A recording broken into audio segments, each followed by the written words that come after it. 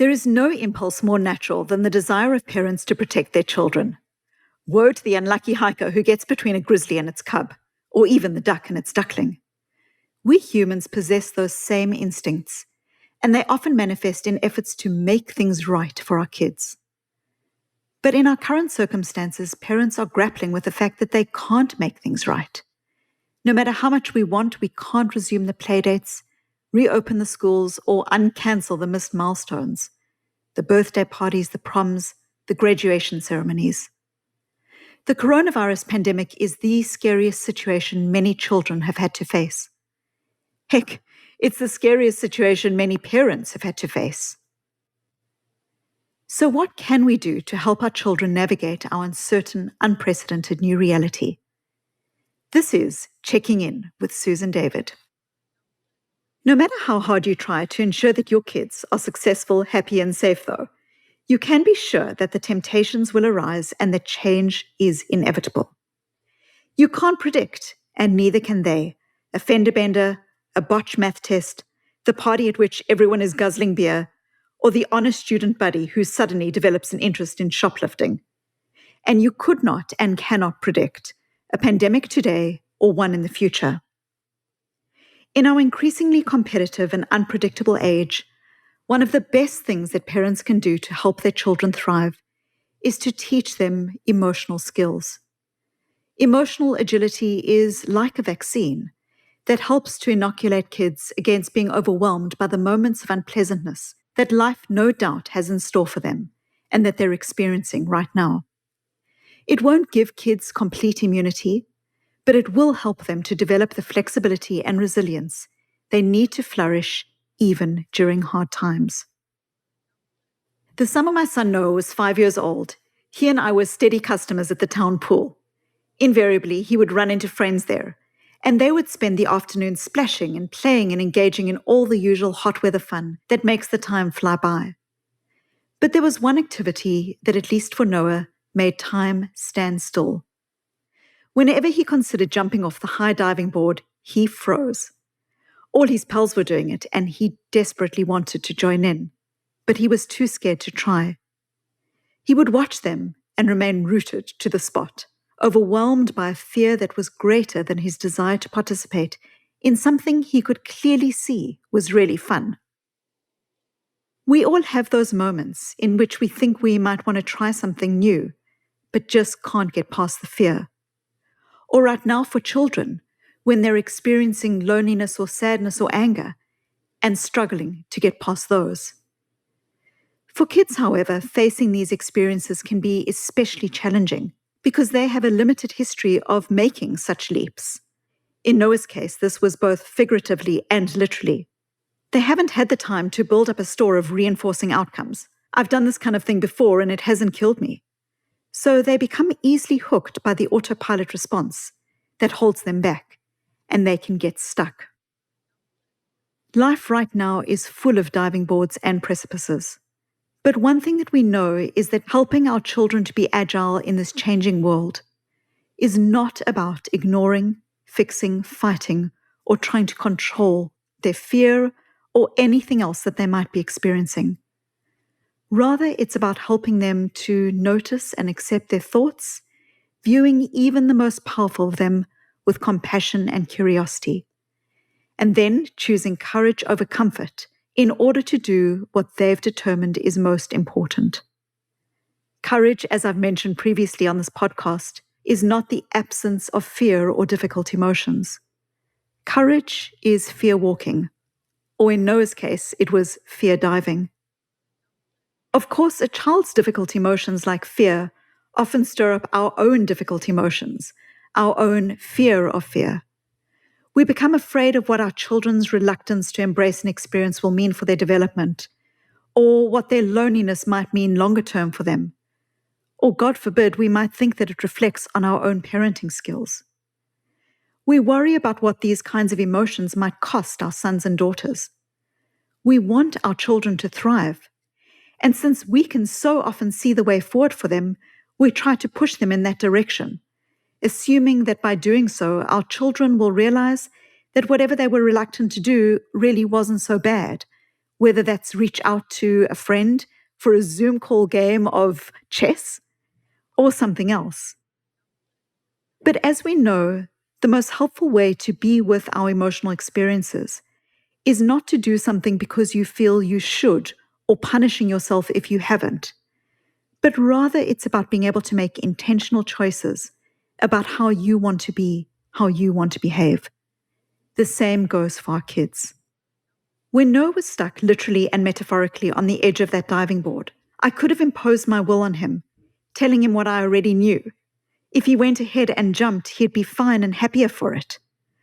Or I could have tried to minimize his genuine worries by telling him, "Don't be silly, everything will be okay. Look at how much fun your friends are having. Do you want to miss out on that? It's okay, just do it." Instead, I was able to start a conversation with him that we continued later at home. After he acknowledged that he was scared, we talked about how he might feel if he did jump, thrilled and proud. How he might feel if he didn't jump, relieved on some level, but also disappointed in himself. And critically, how he could do what was important to him despite his fear and jump anyway, because it was important. That is, I first encouraged him to show up to his fear. Evolution has made us weary of heights for a reason. And there's no shame in needing time to adjust to the counterintuitive notion that a 1-meter leap into a 4-meter chlorinated body of water is a reasonable thing to do. Simply acknowledging what he was feeling changed his reaction to that fear, allowing him to step out, to create a dispassionate distance from the emotion and what he wanted to accomplish. From there, we examined his why, or the reasons that he genuinely wanted to dive off the high dive, fun thrills, camaraderie. Along the way, I tried to encourage him that the choice to jump was his choice entirely. In spite of any peer pressure he might have felt, the high dive, jumping off it, was certainly not a have to, but it could be a want to. Next, we tried to focus away from the outcome and helped him to generate small steps, tiny tweaks towards the place that he most wanted to be. When we guide our children through these basic steps, whether in normal times or in times of a pandemic, showing up to their difficult emotions, helping them to label them and understand them, helping them to recognize who they want to be in the situation. Do they want to be a friend, and what does that mean in reaching out to another person? Are they experiencing loneliness, and what does that loneliness indicate about their needs? When we do this, we help to build their character and their sense of values, and also help them to generate steps that allow them to develop a sense of self-efficacy around their emotions over time. Many of the studies that document the value of helping kids to learn the skills of showing up to their own emotions, stepping out, deciding on what their why is, and then moving on, have been carried out over long enough periods of time to trace the development of resilience, morality, willpower, health, psychological stability, and relationship success well into adulthood. For parents, the most effective way to teach your child emotional skills, particularly in difficult times, is by practicing them yourself. This can be hard to pull off when your daughter is shrieking, "I hate you," at the top of her lungs in front of the Zoom call with her online school teacher. Or when your son comes into the room sobbing after a bad day of feeling lonely. But these times actually offer you an even more valuable opportunity to model emotional agility. You model critical skills when you step out of your own emotions and respond calmly and compassionately to understanding why your child feels the way he or she does, instead of rushing in to respond to your own feelings. Children have an emotional life that is as rich and varied as that of adults, and their responses to the pandemic will run the gamut. There may be fear that they or someone they love will take sick, anger over cancelled plans, depression brought on by an uncertain future, and resentment towards disrupted routines, just to name a few possibilities. When a child feels seen, it soothes them in the moment and promotes a sense of trust that psychologists call secure attachment.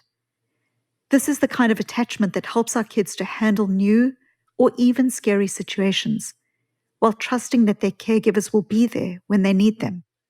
So giving our kids the license to feel how they feel is one of the greatest gifts that a parent can bestow. A child who feels free to experience the full range of emotions learns some really important lessons. They learn, firstly, that emotions pass, that they're transient, and that there's nothing in mental experience that demands action in the here and now. Second, when children are allowed to feel what they feel, they learn that emotions are not scary. No matter how big or bad a feeling seems in the moment, your child learns that they are bigger and stronger. And they learn too that emotions are teachers, that emotions can contain important information that can help your child to figure out what matters to them and to others. None of this is to say that raising emotionally agile children requires you to tolerate tantrums or irrational behavior. Parents don't need to appease scream demands to visit a shuttered Chuck E. Cheese or to indulge teenage rebellion against social distancing. Just like I can show up to my son's frustration with his baby sister, I can empathize with it and connect with it. It doesn't mean that I'm endorsing his idea to give her away to the first stranger that he sees in a shopping mall. By showing up to our children's emotions and helping them to label them and discern values, what we are demonstrating is that we own our emotions. They don't own us. We get to be with our emotions with compassion, curiosity, and courage. But ultimately, we as human beings get to take the next step. So rather than giving into a child's unacceptable actions, you can let your children know that their feelings are real and important without suggesting that every feeling should be acted upon. By helping your child to learn to label their emotions, gain perspective, and put distance between impulse and action, you can reinforce the idea that while they don't need to restrain their feelings, they do sometimes need to restrain and redirect their behavior. Such an outlook will help them to manage during the pandemic and beyond. So, what does this look like in practice? When your child is showing signs of stress, there are a few steps you can take to help them manage it without infringing on their autonomy. First, try to show up to their emotions. Instead of rushing in to help your kid avoid the problem or even immediately providing them with a possible solution, listen to their anxieties and validate their experiences. They need to know that you're on their team. Their issues are not just boxes to check before you move on to the next thing. For them, their emotions are real and all-consuming. Honor that. If your son or daughter tells you they miss their friends, for example, you might feel a temptation to quickly suggest a Zoom call, or in your more irritable moments to scold them for whining. Both reactions are understandable. You're stressed too. But a more productive approach might be to give them the time and encouragement to talk through their emotions. Who do they miss? What do they miss doing? This conveys the message that their feelings are valid and that you're in their corner. Try to empathize with them and find connections with what they're going through.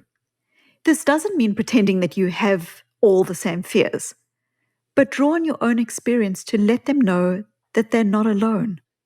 Perhaps you found yourself cooped up with a lovesick teenager who hasn't seen their significant other face-to-face in 2 months, an eternity to a 15-year-old.